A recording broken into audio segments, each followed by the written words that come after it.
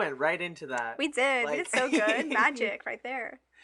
We are back, everyone. Hello. We are back and ready to party. Episode 3 of season 6. There you go. I was gonna say 7, but I don't know what season we're on. We could honestly, we could be on any season at this point. I bank on you knowing that stuff. Huh? I bank on you knowing that stuff. You always know. It will be like any reality TV show franchise that's been going on, America's Next Top Model. We're on cycle 24. Are they really that far in? Probably. That show? That's my guess. They have to be. They gotta be. They've been doing that since the early 2000s, if not 1990 something. Kind of like RuPaul's Drag Race too. It's 14 seasons, a spin-off, a mini-series. That's very us. All the different countries. Yeah, no.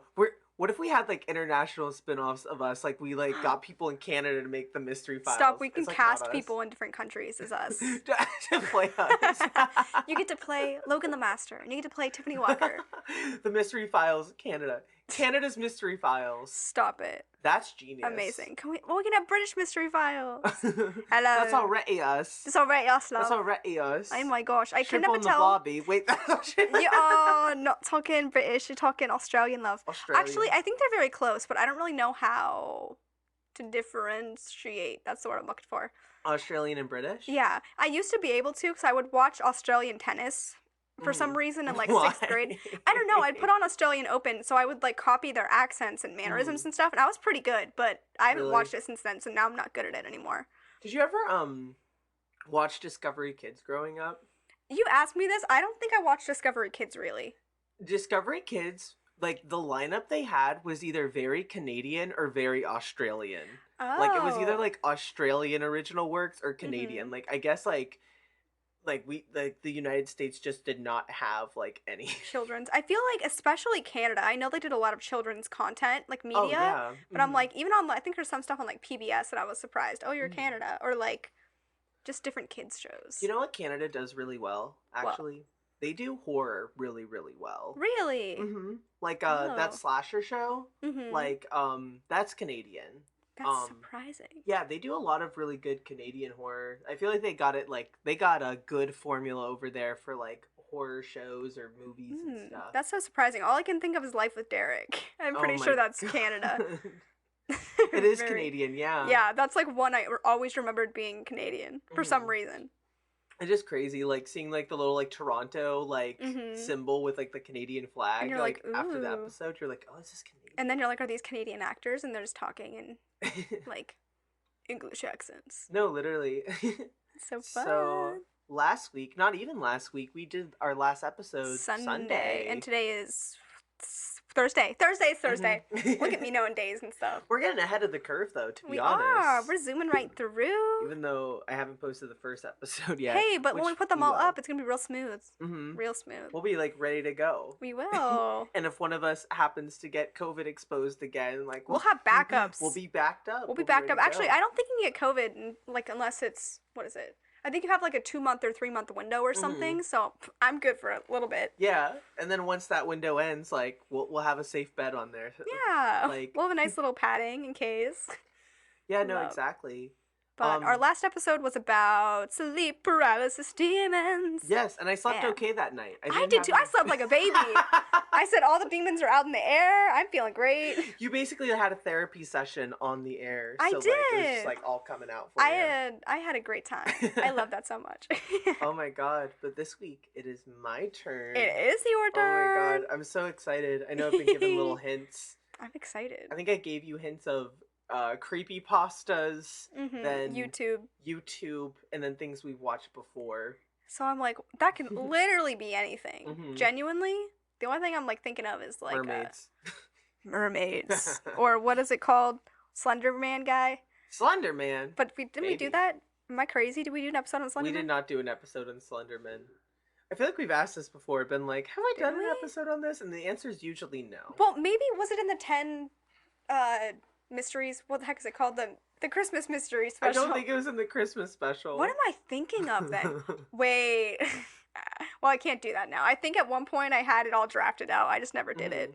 So I did almost have a repeat though. I was trying to think of something we should do, and I think I forget. I had like an idea in my head. I was like, oh, we should do that episode. And I was like, we've literally already done it. Oh, I was gonna do the Alcatraz escape, and I was like, I already did Oh, that one. you just knew. You were like, that'd be so much fun. Done. I think I'm just like very big on prison break You're stories. like, I just think this is good for us. It's on brand. No. So, do you want to give me a little drum roll into this week's Yes. mystery? Here, I'll do it on the bottom of the table so it'll be weird. Are you ready? Okay. Okay. Ooh. This week on the Mystery Files, we will be discussing Orson Welles' War of Worlds radio play broadcast. I vaguely remember this. You're gonna like it. Oh, wait. It's aliens. Yes. Why do I... That's such a weird memory. It's like, I know we watched it and, like, knew stuff about it, but I cannot place it in my head. It's from one of our, like, it's from... Well, the script I don't have is, like, it's from one of our favorite YouTubers. Shout out to Inside a Mind. Yes. It's all making sense now. I remember watching this video in your room at the old apartment on a beanbag chair. Yes, I remember it now. Yeah, no, it was a really fun. It was Aw, fun. We really like Inside a Mind. I think We that's do. like it's such a good show. He kind of just covers like really niche mystery stuff that's not necessarily like completely like true crime or supernatural. It's like a little bit of both, and some of it's based in just like wild things that have happened. Oh, I'm excited. I honestly forgot about this guy. Not gonna lie. Yeah, like, no. I like him, but I feel like I haven't thought about him since that night that we binge watched a bunch of these Oh my god, videos. yeah. So like now I'm gonna have to like catch up on stuff he's done recently. Yeah, no, we've did like I think we like watched him for like 6 hours. We did a lot of watching. So now I'm like, there's so much I can watch now because I feel like I go in and out of the YouTubers I watch, and then like I save up like a bunch of videos so I can have a bunch of content to like binge watch. Like I did that with the Try Guys. Oh yeah. A bunch of people. I wait until there's so much. I'm like, okay, I'm like, pretty good for a couple days. I'm ready to feed. I'm ready to feed. It's fantastic. So I'll have to do that with Inside of Mind. But I'm so excited to get into it. Yes. Yay. So the articles that we'll be discussing from is from Smithsonian Magazine, and this is an article that was made by Brad Schwartz. So thank you, Brad, for Thanks, Brad. this information on the radio broadcast. Yes. So, on Halloween morning, 1938, Orson Welles awoke to find himself the most talked about man in America. The night before, Welles and his Mercury Theater on the Air had performed a radio adaptation of H.G. Wells' The War of Worlds, converting the 40-year-old novel into a fake news bulletin describing a Martian invasion happening in New Jersey.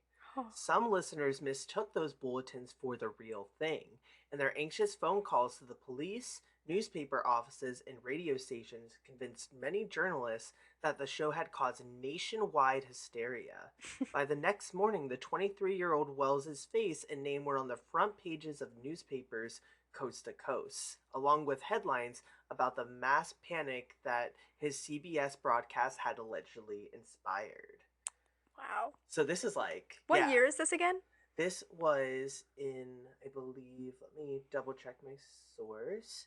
It was 1938. Okay, so like, they're really afraid. I feel like I'm just picturing this alongside, what was it in 2021 when they like announced like something about proof of aliens and no one cared at all. Because we were just like in the middle of like everything. Yeah. But like imagine back then, people were probably freaking out and everyone's like, there's aliens. Yeah, no, exactly. Oh gosh. And that's like one of the reasons I wanted to do this case too. I was trying to find something that was like based on like a real type of situation that happened.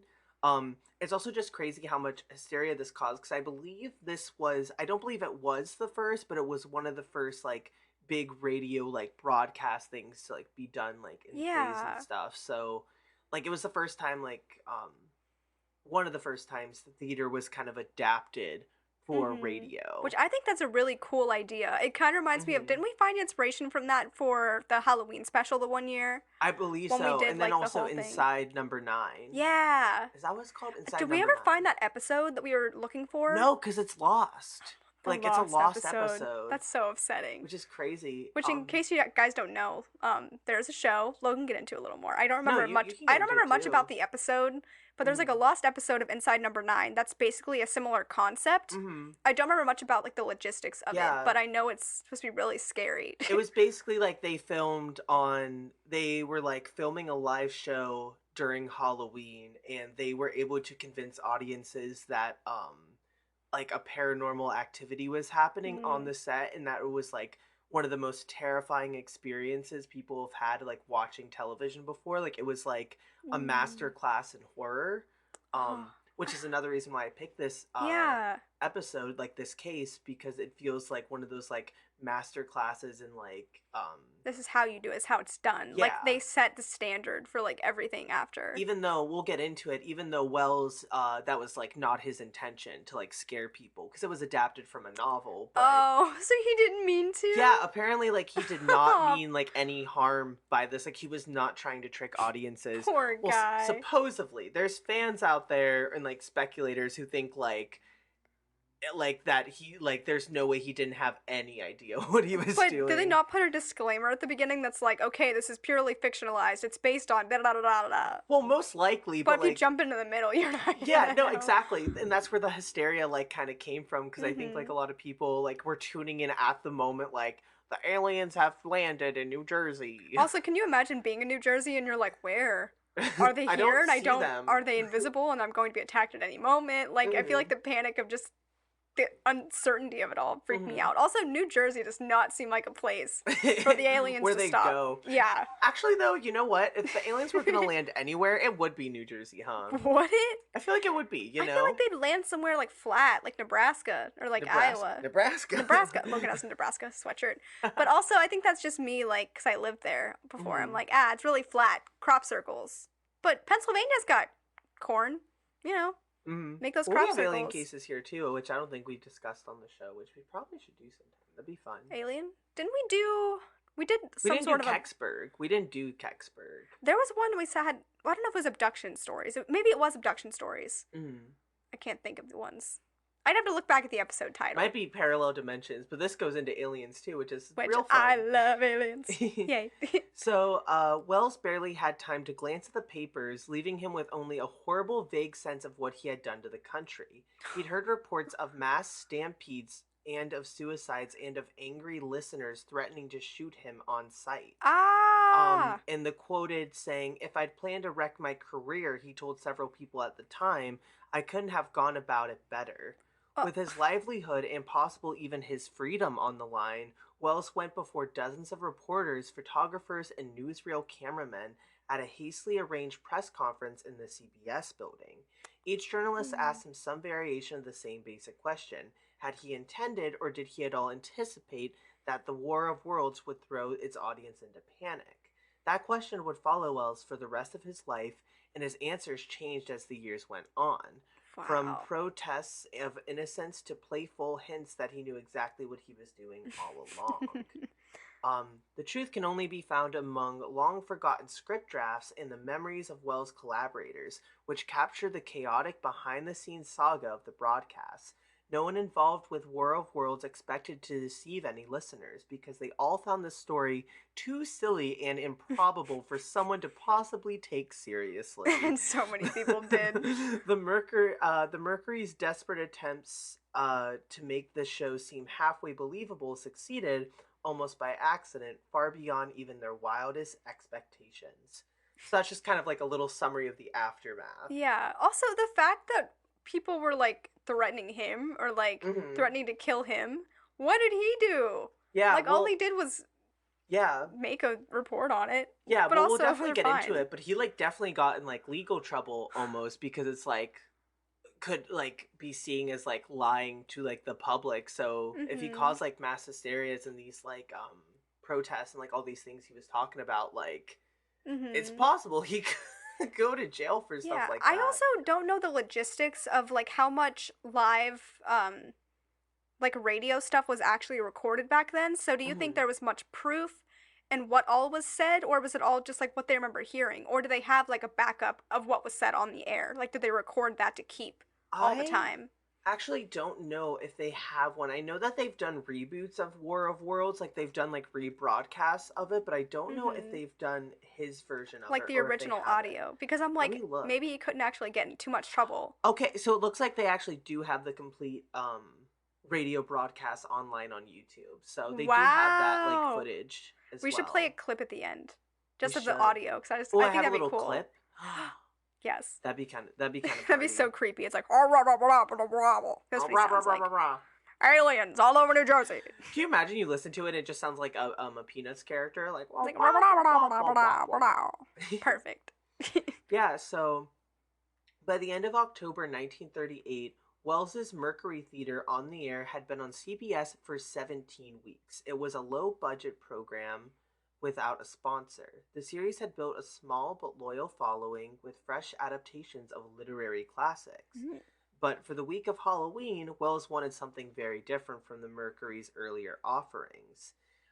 In a 1960 court deposition, as part of a lawsuit suing CBS to be recognized as the broadcast's rightful co-author, Wells offered an explanation for his inspiration for War of Worlds. He quoted saying, "I had conceived the idea of doing a radio broadcast in such a manner that a crisis would actually seem to be happening," he said, "and would be a broadcast in such a dramatized form as to appear to be a real event taking place at that time rather than a mere radio play."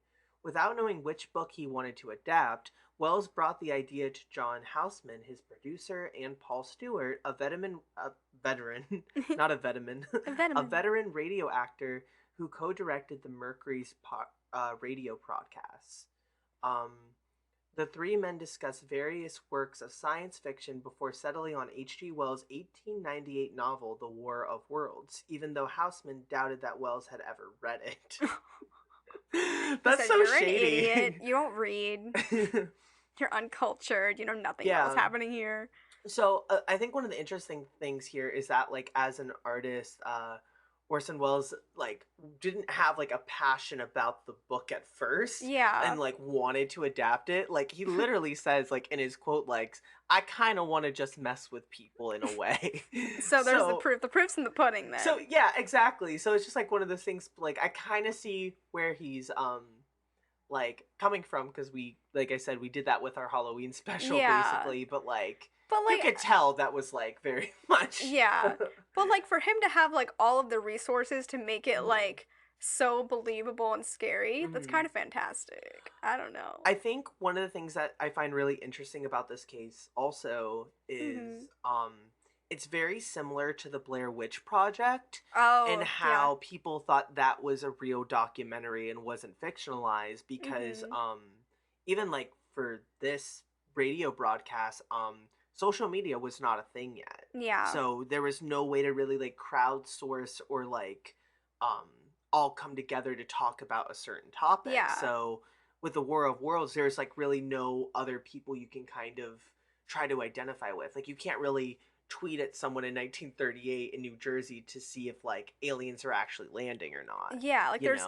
a very big disconnect. Also, I'm wondering if there were people out there who did recognize that this was that book, and they were like, "Okay, guys, read a little bit, read some more, and understand this is an adaptation." Oh yeah, and I'm sure like even his like theater had like probably like somewhat of a following. It like probably would have had to. Yeah. So like people were just listening to it like all excited, like knowing that it was just a piece of like work. Yeah. But people who just randomly tune in to want to listen to something late at night or something, it's just like, not the right time. But also, like, imagine those voice actors, they should have got like some big awards. If people believed it that much, like they deserve something.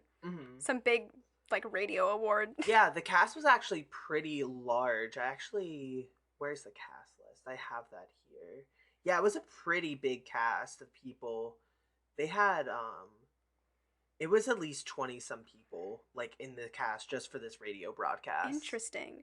Like I wonder, I'd have to listen to it to see exactly what the format is, but like did they tell like the entire story, or was it just like, "Oh my gosh, guys, they're landing," type like craziness? I think it was just like basically like a summarized version of it. So instead of it being like the whole book, I think it was like towards where the Martians were like landing and stuff like that. And which we're about to get into, because this is a little like paragraph about kind of like the summary of what the War of Worlds was. Okay, perfect. So the original The War of the Worlds story recounts a Martian invasion of Great Britain around the turn of the 20th century.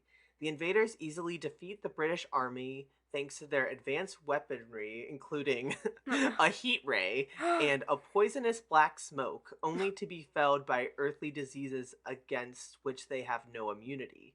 The novel Oh. is a powerful satire of British imperialism. The most powerful colonizer in the world suddenly finds itself colonized, and its first generation of readers would not have found its premise implausible. Hmm. In 1877, the Italian astronomer, let's see if I get this right, You could do it. You could do it. Giovanni Schiaparelli, Ooh, pretty. ooh, Okay, fancy, Giovanni.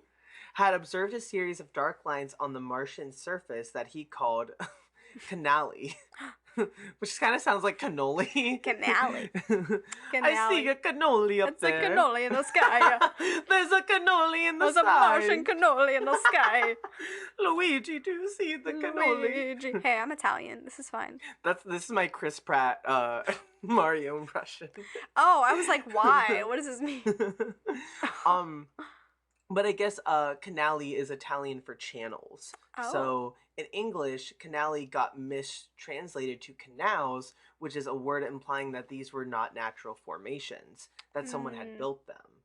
Wealthy, self-taught astronomer Percival Lowell popularized this misconception in a series of books describing a highly intelligent canal-building Martian civilization.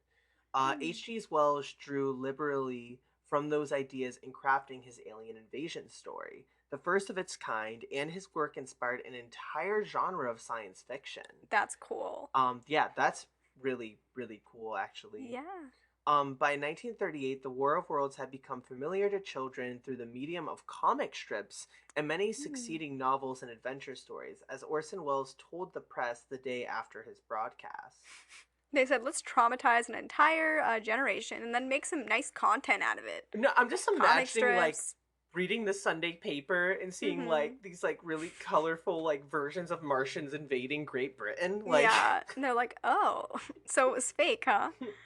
People were like threatening to kill him, and he's like, here's some comic strips. Can you imagine us seeing that, like, on top of everything you and I have watched as, like, kids? Like, that would just be, like, more, like, of a cherry on top of everything. My gosh. Honestly, if something like that were to happen when we were younger, I still think it would be just as scary.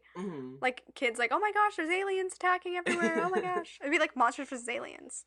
Oh my god, literally. I was also wondering if, like, this takes any inspiration from, Mars Attacks. Oh, I think I've only seen parts of that. Really? Because I think it made me uncomfortable. Just like the way Mars Attacks it is all really, is. really out of pocket. It's a lot to handle, and I don't know if I can handle it.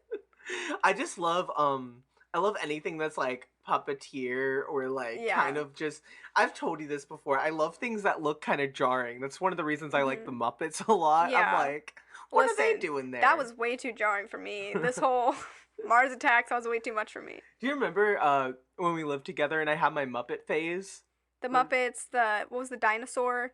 Yeah, the dinosaur show. That was like one of my last phases. Oh, stunning. I just like things that look like they should not belong there. I'm like, what is that dinosaur doing Like, does there? it not make you feel weird? What? Like, that kind of stuff, like, makes me uncomfortable to watch. It's just, like, kind of funny. Because, like, imagine, like a dinosaur thing coming up to you in modern day. That's crazy, you know? No. Absolutely not. Like, it's not even real. But that's what makes it fun. Yeah, imagination. Yeah, so after Wells selected the book for adaptation, Houseman passed it on to Howard Koch, a writer recently hired to script the Mercury broadcast. Okay, so there was someone who was hired to do that as well, with instructions to convert it into a late-breaking news bulletin. Okay. Koch may have been the first member of the Mercury to read The War of the Worlds, and he took an immediate dislike to it, finding it terribly dull and dated. That's so rude. That is rude. They said, this sucks, but we'll still use it. Can you imagine being a writer and having to adapt something and you're like, I hate this? This is, honestly, how could you even get through it? There's, like, books I've tried to pick up and I'm like, that's rough, but if I had to read it, I would just be mad at it. I couldn't do anything more with it. I guess the commission alone would be, like, pretty good, like... I guess, like, I gotta do this then. Maybe that's why they put her in New Jersey. They were like, okay, let's bring some interesting factors into this.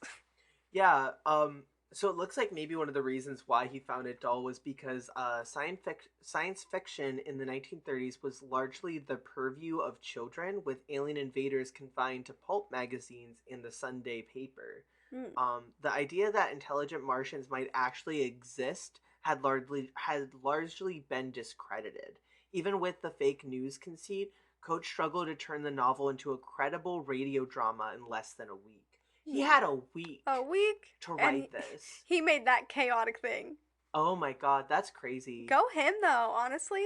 And it's like an hour-long broadcast, so like it was probably 60 pages at least. So he had to write like a Wow. 60-page script, refine it, and then Mhm. give it to them. That's amazing. That's Wow. crazy.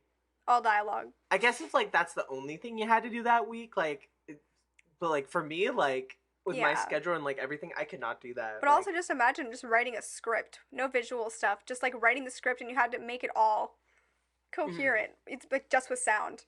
mm. Crazy. I feel like I would like doing the like interviews and stuff, how like they had like people broadcasting in it, because I don't know if they'll go into it or not, but like I know they started this play broadcast with like them just acting casual, being like, hi, I'm a news anchor and here's some mundane news and here's the weather Mm. report. Like I feel like I Oh. would have fun with that. I feel like that'd be like really fun to have. Yeah. Like it starts all casual and it gets crazy. So on Tuesday, October 25th, after 3 days of work, Coach called Houseman to say that War of the Worlds was hopeless. Ever the Wow. diplomat, Houseman rang off with the promise to see if Wells might agree to adapt another story. Oh. But when he called the Mercury Theater, he could not get his partner on the phone. Wells had Ah. been rehearsing his next stage production, which was a revival of George Birchner's Dayton's Death, for 36 straight hours, Ah. desperately trying to inject life into a play that seemed destined to flop. With the future of his theatrical company in crisis, Wells had precious little time to spend on his radio series. So he didn't get to Wow. put much effort into this at all. So he's like, this sucks So so much. they blame the entire like everything on him, and he's like, "Yo, I was on doing theater stuff for 36 hours. I don't know. Can you imagine? Oh my How god. is he okay? How is he Mm. fine?" Kind of sounds like kind of what we do a little bit, like kind of trying to do like plays and podcasting and Yeah, dipping films his and toe a stuff. little everywhere. Aw. Go him. We should reach out to him and be like, hey, I I think feel like I he's think he like, might be dead. do you think he's dead? Maybe we Yeah. should check. Let's check. Let's check. Is Let's send him an Orson... email. Little When... seance. Wait, he's kind of cute. Well, he died in 1985, so So he's just a little dead. yeah, he's like way before we were born.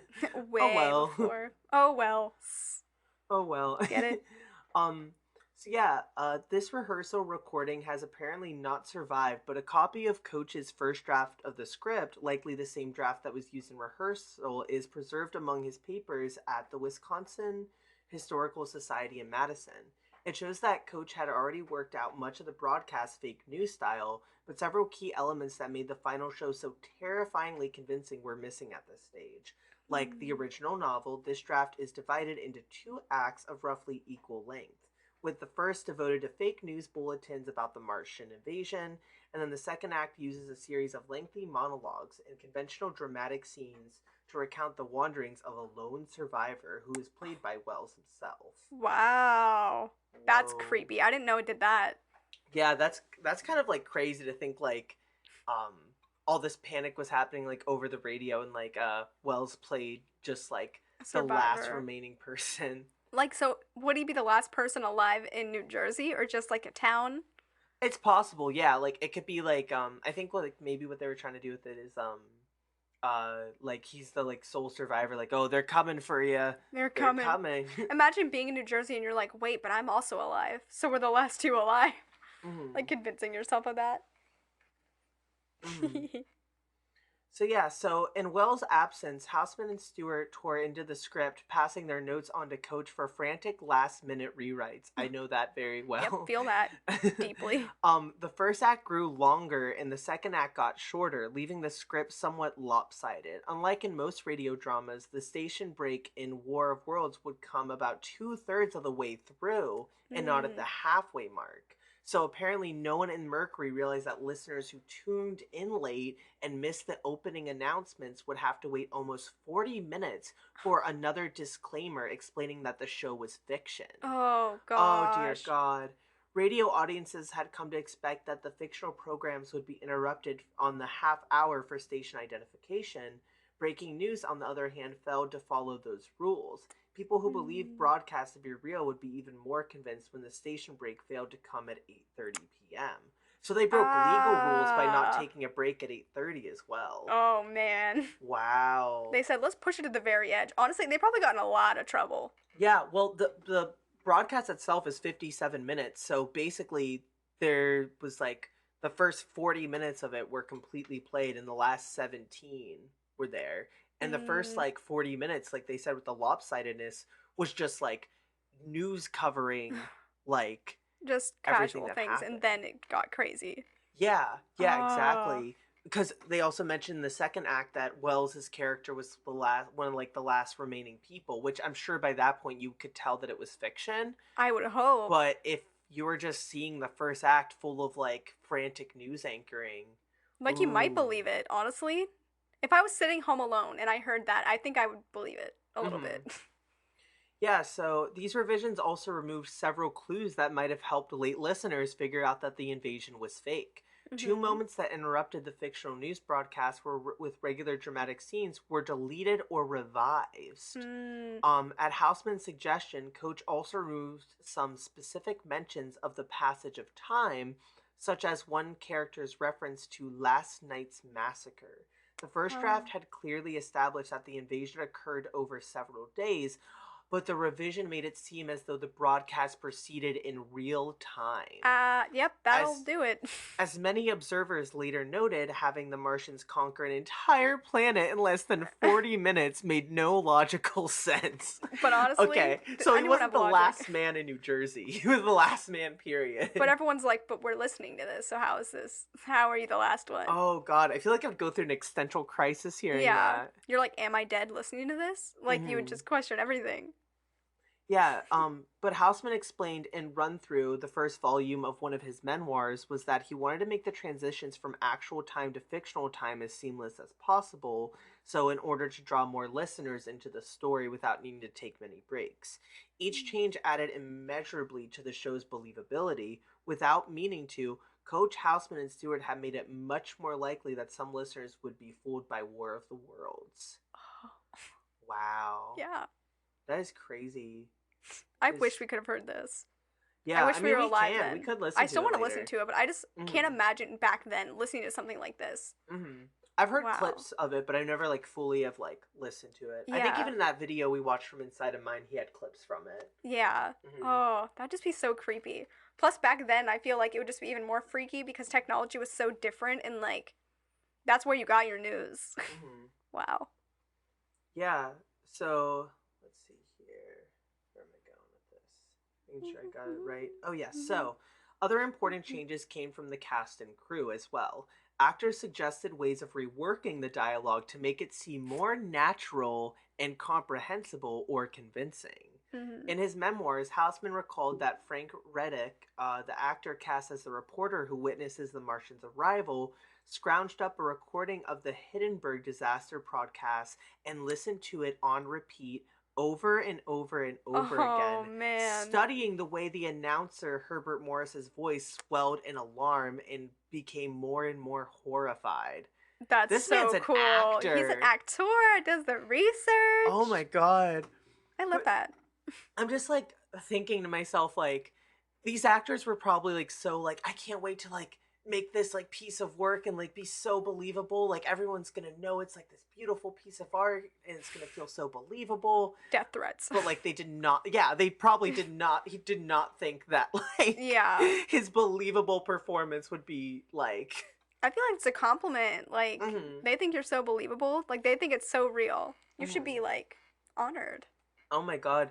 Yeah, no, I can really see that happening. So, Reddick replicated those emotions during the show with remarkable accuracy. He started crying out over the horrific shrieks of his fellow actors as his character and other unfortunate New Jerseyites. New I Jerseyites? feel like it's New Jerseyans. New Jersey. It says it's like New Jerseyites. Wow, I don't like that.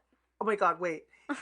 It says in here like he would shriek every time a New Jerseyite got incinerated by one of the Martian's heat rays. Stop it. Ora Nichols, head of the sound effects department at the CBS affiliate in New York, devised chilling effective noises for the Martian war machines. That is chaotic. According to Leonard Maltin's book, The Great American Broadcast, Wells later sent Nichols a handwritten note thanking her for the best job anyone could ever do for anybody.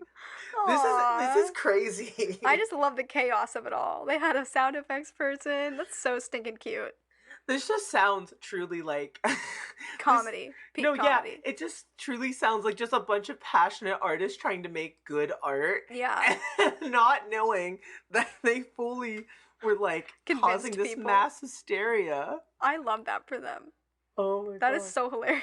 Can you imagine if we released like an episode of our podcast and someone's like, "Oh my god, things are happening. Demons are attacking. Aliens are attacking." I can't.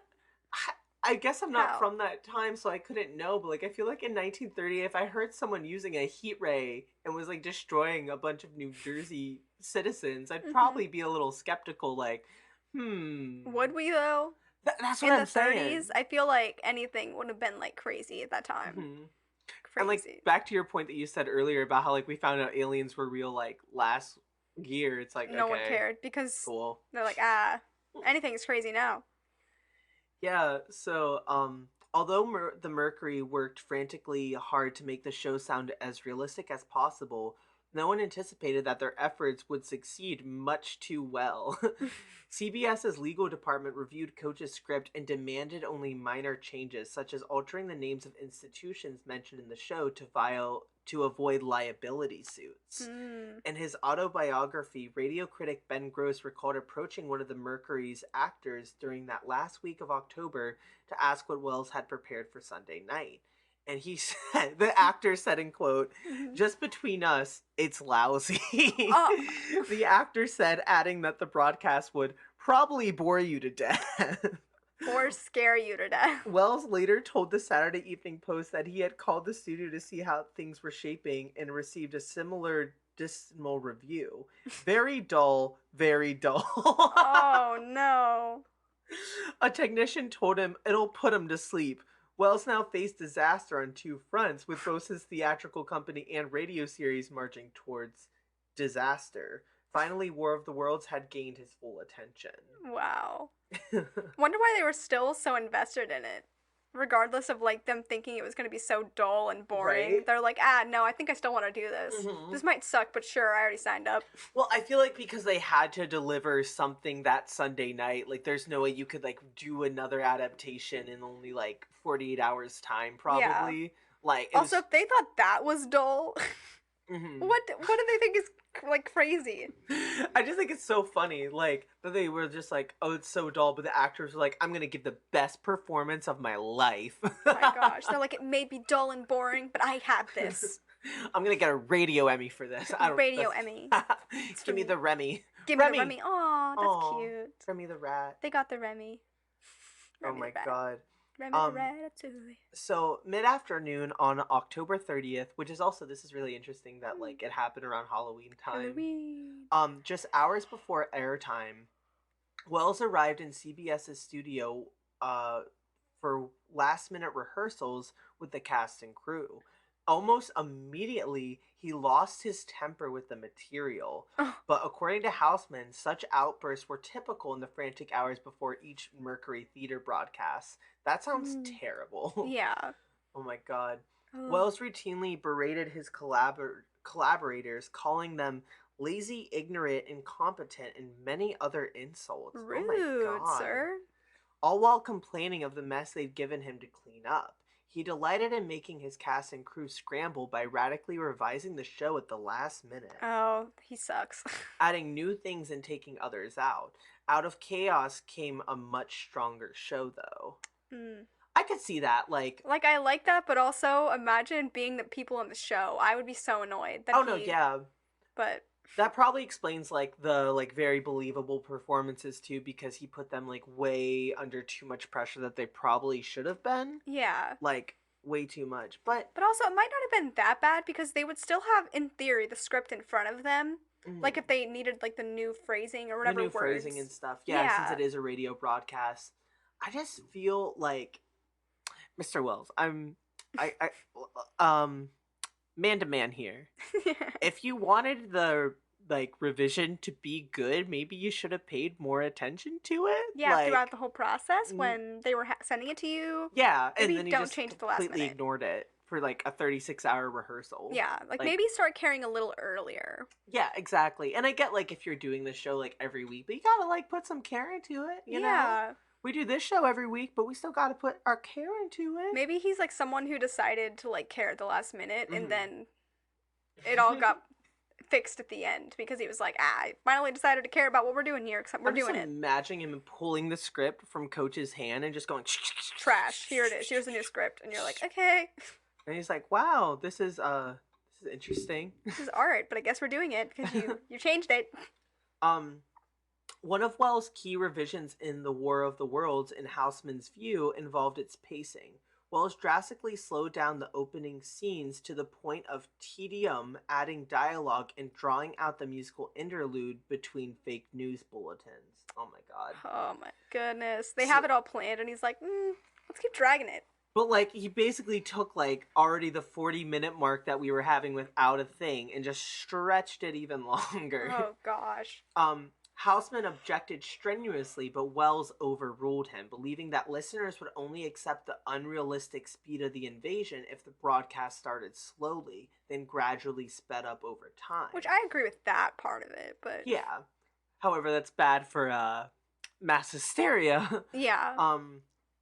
By the station break, even most listeners who knew what the show was fiction would be carried away by the speed of it all. For those who did not, those 40 minutes would seem like hours. Oh, gosh. Oh, God. That's basically this. So imagine we went this long so far for this episode. We're in 41 minutes right now. So imagine that's how long that they had to, like, keep it slow. Oh, my God. I couldn't even imagine. And we've already covered, like, 30 million topics in just this episode. Yeah, so, like, they're just like, okay, here's the weather. Hi, guys. We love the weather here. It will be 41 degrees tonight with precipitation up to... Is that what it's called? Precipitation? Precipitation? Now you're stressing me out. Logan. It's gonna rain. Precipitation. Yeah. See, I can't even get through that weather thing without making a joke about it. Rain, it's going to rain. No, exactly. Oh my god. I can just imagine people, like, turning it off or maybe turning it on for background noise. Yeah. Can you imagine, like, turning it on, like, just for background noise while you did work or, like, homework or something, and then, like, the Mars invasion started? You're like, I was just listening to the weather for 40 minutes. Oh my god. My gosh. Yeah, exactly. That would just...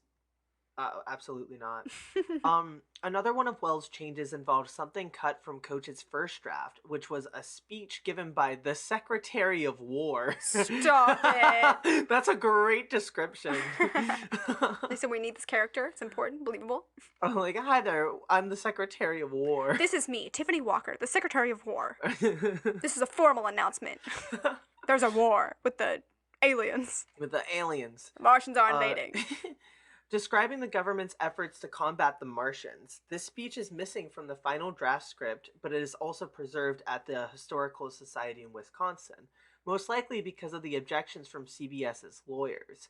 When Wells put it back in, he reassigned it to a less inflammatory cabinet official, the Secretary of the Interior, in order to appease the network. But he gave the character a purely vocal promotion by casting Kenneth Delmar, an actor whom he knew could do a pitch-perfect impression of, kid you not, Franklin D. Roosevelt. Oh, that's cool. So he was like, I want a guy who to be the Secretary of the Interior, but he has to sound like Franklin Roosevelt. We need this.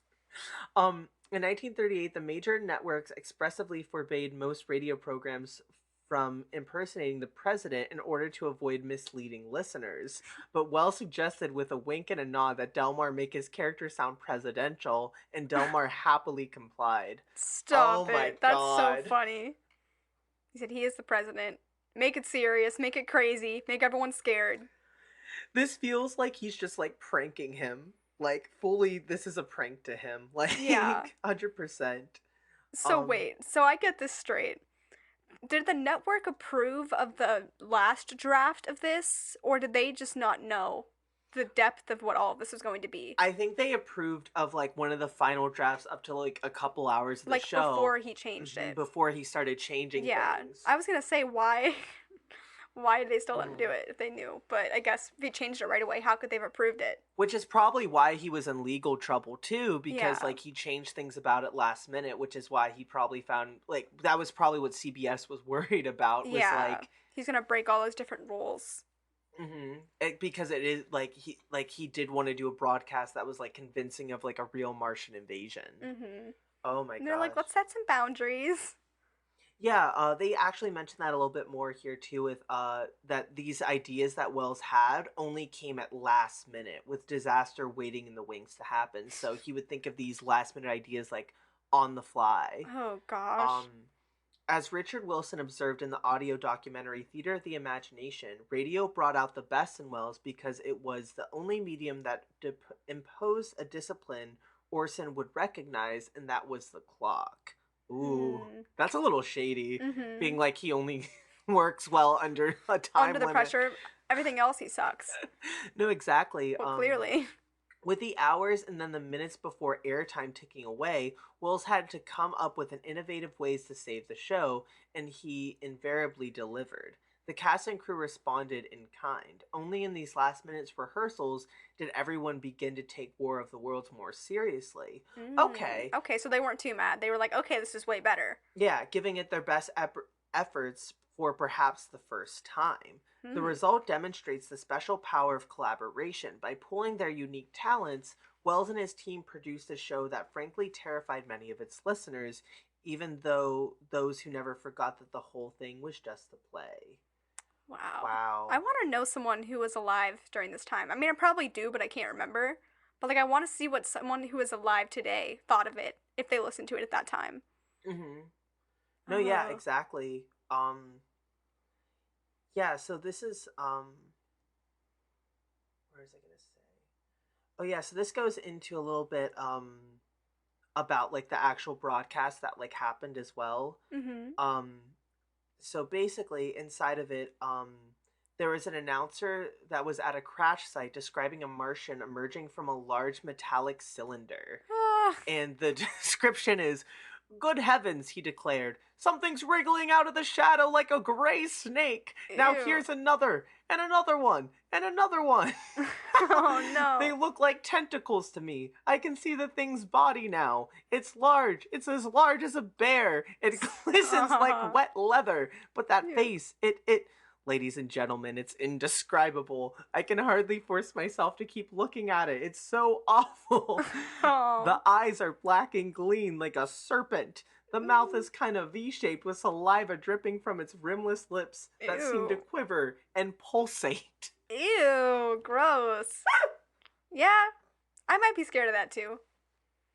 Can you imagine Gross. as like both of us being writers now, getting that script into our We'll be like, hands and uh-huh. reading Pardon? It's lip. It's quivering, but like it's lipless. it's like help me, Help me. like, That's very much of the time though. The 30s. Gee, Willikers. like again, I talk about this every few episodes. Why is it every time we do a case, whenever there's things and like quotes, they're just so like It's chaos. I'm like, how? Why are they documenting that? yeah, no, literally. When someone gets the opportunity, they start talking crazy. Yeah, no, exactly. It's just like crazy to me. So inside of it as well, they said the Martians mounted walking war machines and fired heat ray weapons at the puny humans gathered around the crash site. They annihilated a force of 7,000 National Guardsmen after being attacked by artillery and bombers of the Martians released as a poisonous gas into the air. Soon, Martian cylinders landed in Chicago and St. Louis. The radio play was extremely realistic, with Wells employing sophisticated sound effects for the actors and doing a great job at the terrifying sounds that were happening at the landing sites, including betrayals and accounts of each landing in each city. Oh, that's cool. It is cool, but it's terrifying in the latter Just half. very realistic. Mm-hmm. No, literally, I just like can't imagine. Like, imagine living in like St. Louis or like Chicago. And you're like, it's here. It's Yeah. arrived. Can you No, imagine the if fear. I was 10 and I heard this radio broadcast? I think I was dying. I I think would think I that's was it. I'm dying. done. Would you think you could fight them? I feel like I would think I could fight them. Yeah, I would Like a like put little on bit. like a bunch of like just Hmm. weird gear. A little Yeah. hockey stick. I would have put on like my best outfit, like, Yeah. and gone and like be like, I'm gonna fight them. I would have I'm made ready like a to go. tinfoil hat Hmm. to like protect my brain. Yeah. I don't know. There'd be Like whenever logic. you used to play outside as a kid, kind of Yeah, like be that like, I energy. could kick anybody's butt. I can do it. Where's my goggles? I No, got this. literally. Where are the goggles? Oh my god, yeah. It's like one of those things where like you probably know it's like a little unrealistic, but you're like, no, You're but like, it's I'm real. gonna save the world. It's real to me. It's Yeah. real. It is real. That's No. oh my god. But yeah, so at the press conference that next morning after the radio show, Wells repeatedly denied that he had ever intended to deceive his audience, but hardly anyone then or since has ever taken him at his word. That's gotta hurt. Yeah. That's gotta hurt. No one believes him anymore. His performance captured by newsreel cameras seems too remorseful and contrite. His words chosen much too carefully, and instead of ending his career with War of the Worlds, catapulted Wells into Hollywood, Yeah. where he would soon make. Do you know? Oh, what the heck's that movie called? The stupid Citizen one. Kane. Listen, if any movie buffs are out there, I could care less about Citizen Kane. I'm not even joking you. That movie, every time I try to watch it, I fall asleep, and if I am awake, I've it's never stupid. seen it, but I know of it. Like It's the just from the film slowest classes. movie I have ever, but like slow and stupid the entire way through. Well, that kind of like plays a part into like the whole like script with War of Worlds because they It's also slow. said the same thing, that it was so painfully slow. Yeah, and everyone's like, "Oh, Citizen Kane is such a cinematic masterpiece." I'm like, sure, it's pretty. I don't care if it's pretty. It has to have substance. And like, I know there's some really cool camera stuff in Yeah. it, but I don't care. I just don't care. So yeah, a lot of people seem to believe, given the immense benefit that Wells had from the War of the Worlds, reaped from the broadcast, many find it hard to believe that he had any regrets about it because it like catapulted him as Yeah. a celebrity and like a phenomenon, basically. And like now people like recognize him with his like work in film and everything. So I'm like, good for him. Even though I don't like him as a director or whatever, but I think he's very talented. Yeah, I mean, like, I think there is like multiple ways to look at this, but I could see how like it's like hard because in concept he wanted to trick people, like that was like part of the gig that he wanted to do. But it's also hard to think like last minute on the fly like that his intention was to like completely like do that to people and like, Yeah. get them. I think he just wanted to tell a crazy story, regardless of like what his motivation was. I think he just wanted to go big or go home and make something he was proud of, and it's still talked about today. So clearly, it made an impact. Exactly. So it also says as well, the Federal Communications Commission investigated the unorthodox program, but they did find that no law was broken. Hey. Networks did agree to be more cautious in their programming in the future, and the broadcast helped Orson Welles, of course, like land those contracts. So it sounds like, the FCC tried to like find if any rules were broken, but I guess he got away scot-free with it. Good for him. He's lucky. and he made Citizens Kane. Like, look at that. He's still got goodness in there. In later years, Wells began to claim that he really was hiding his delight that Halloween morning. This sounds like a villain origin story. Yeah, it literally does. The Mercury, he said in multiple interviews, had always hoped to fool some of their listeners. That's really okay. funny. They planned. In order to teach them a lesson Stop about it. not believing whatever they heard over the radio. I mean, fair though. Honestly, fair. Yeah, but at the same time, like that's where you're looking for the truth. That's where like, especially at that time, that's where you're getting your news. Yeah, so. like you're playing with fire with that. You were. But I love the chaos of that energy. Don't believe everything you hear. No, exactly. That's so funny. But none of Wells' collaborators, including John Houseman and Howard Koch, ever endorsed such a claim. In fact, they denied it over and over and over again, long after legal reprisals were a serious concern. The Mercury Theater did quite consciously attempt to inject realism into War of the Worlds, but their efforts produced a very different result from one they intended. The elements of the show that a fraction of its audience found so convincing crept in almost accidentally as the Mercury Theater desperately tried to avoid being laughed off the air. Mm. Ooh, I can't even imagine trying to do like another episode of that Yeah. show after this Like, happening. that's the peak. Yeah, I That feel is like your at peak. that point, like, it might be good to just Just cut call it your a day. losses. Yeah. Hmm. They probably got so many listeners from that, though. Hmm. From that broadcast. Holy smokes. Yeah, so the War of the Worlds formed a kind of crucible for Orson Welles, out of which Wonder Kind of the New York stage exploded onto the national scene as a multimedia genius and a quote, trickster extraordinaire. Yeah, as he should be. He's Trickster. just a little trickster. Little He's a trickster little, on the air. he was like one of the original trolls before the internet was a thing. Yes, absolutely. Literally. um he may not have told the whole truth that Halloween morning, but his shock and bewilderment were genuine enough. Only later did he realize and appreciate how it had changed his life. Hmm. Um, so yeah, he is now known as immortalized forever as the Man from Mars. Oh, that's fun. I That's a didn't know pretty that. cool. That's a pretty cool like saying to have, like being called the Man from Mars. Yeah, Like that's actually really interesting. the man from Mars. Um, So yeah, so that is actually all about the War of the Worlds broadcast Ooh, and about how it came to be. I love that. Yeah, so what do you think about all that? I love the chaos of it. Regardless, like, I'm sad. Sorry people were scared, but I love the chaos of it. It feels like a lot of stuff went down in Yeah. it. Like just like I just can't imagine like going through all of like that just for Yeah. making a radio drama. Like, I'm sure I would have felt differently at the time, and like it Mhm. seemed very real. Like, I think I would have been a little more upset, but right now, I think that's just so chaotic, and I love just how far they went with the bit. Mhm. He like really like went intense with it. Yeah. Like the details. I just want to Yeah. sit and listen to it now.